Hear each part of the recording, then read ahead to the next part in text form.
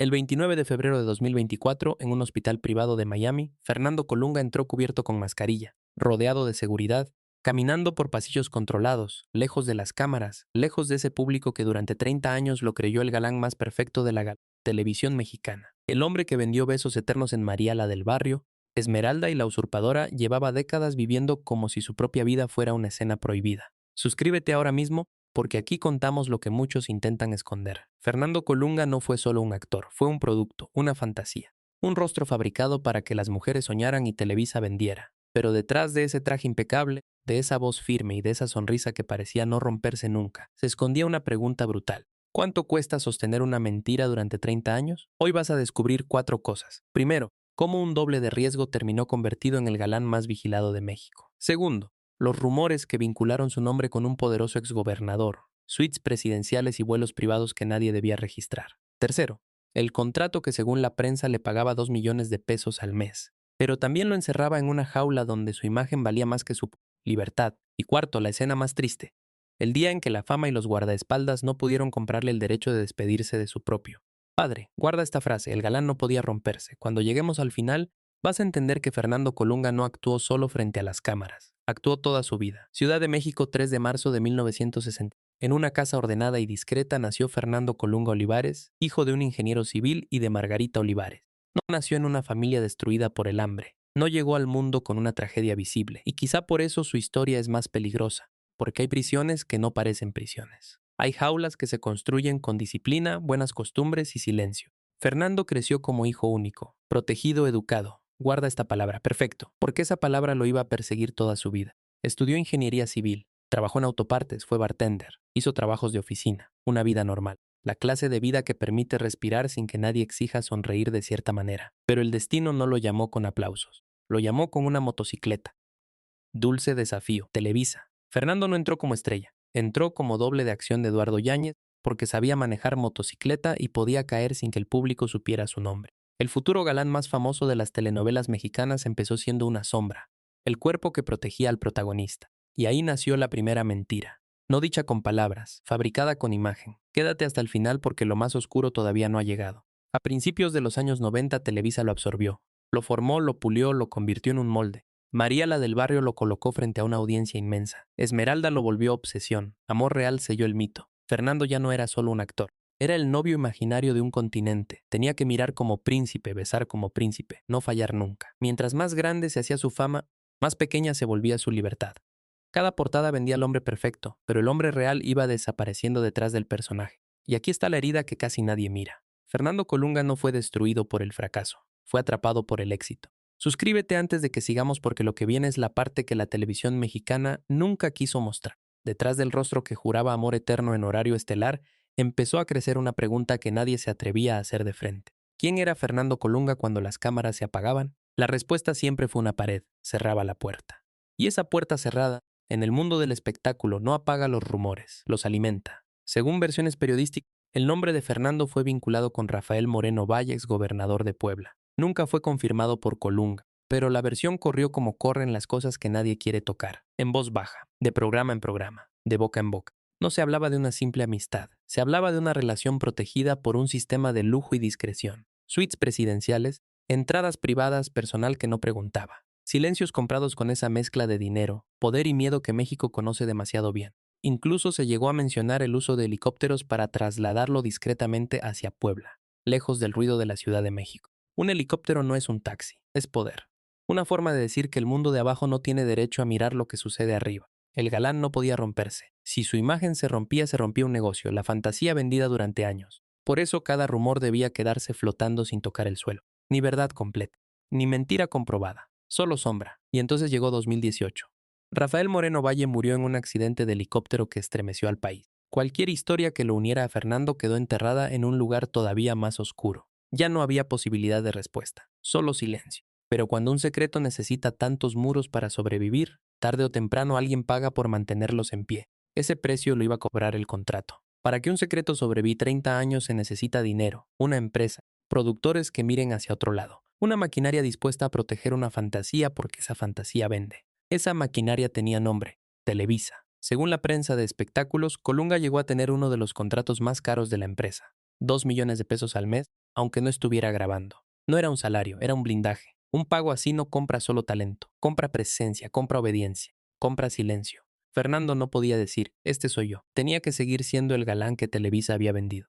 Mientras otros actores podían fracasar, envejecer o reinventarse, Fernando debía permanecer congelado, como una estatua de mármol siempre iluminada desde el ángulo correcto. La jaula estaba forrada de billetes. Desde afuera parecía éxito. Desde adentro era una habitación sin ventanas. Pero ninguna empresa protege para siempre a un rey que deja de obedecer. Y en 2017, ese pacto dorado empezó a pudrirse. Ese año, Eduardo Mesa preparaba una telenovela nueva, un proyecto más ligero, distinto al gran melodrama donde Fernando podía entrar con mirada de tormenta. El papel llegó primero a él, pero ignoró llamadas, tardó en contestar, dejó que los productores sintieran el peso de su ausencia. Cuando un hombre pasa décadas siendo tratado como intocable, llega un momento en que confunde el silencio con poder. La reunión con la directiva terminó en confrontación. La frase cayó como una bofetada.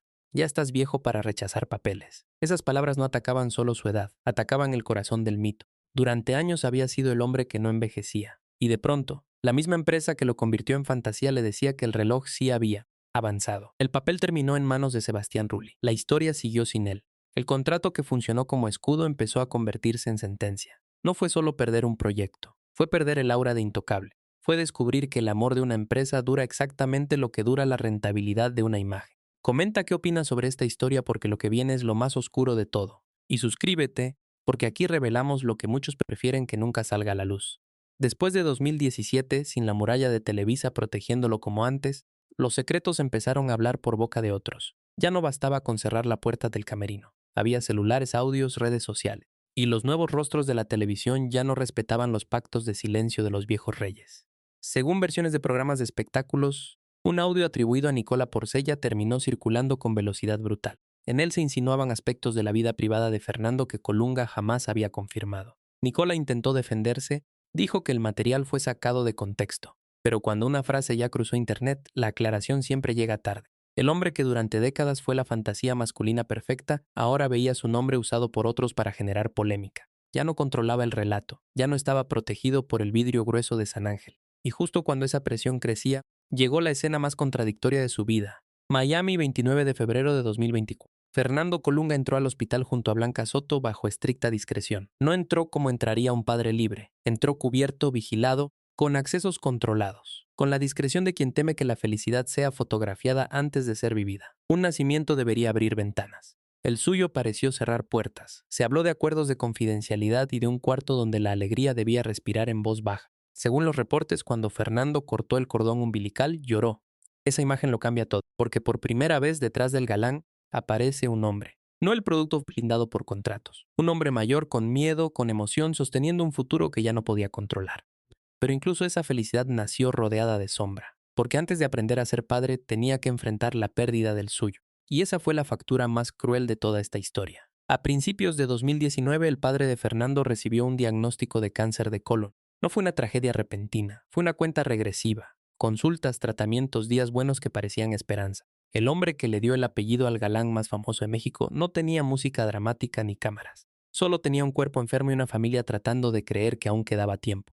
En 2020 llegó la pandemia. Los aeropuertos se vaciaron, las fronteras se cerraron. El padre viajó a Ciudad de México para continuar su tratamiento, solo, con el cuerpo gastado por años de enfermedad.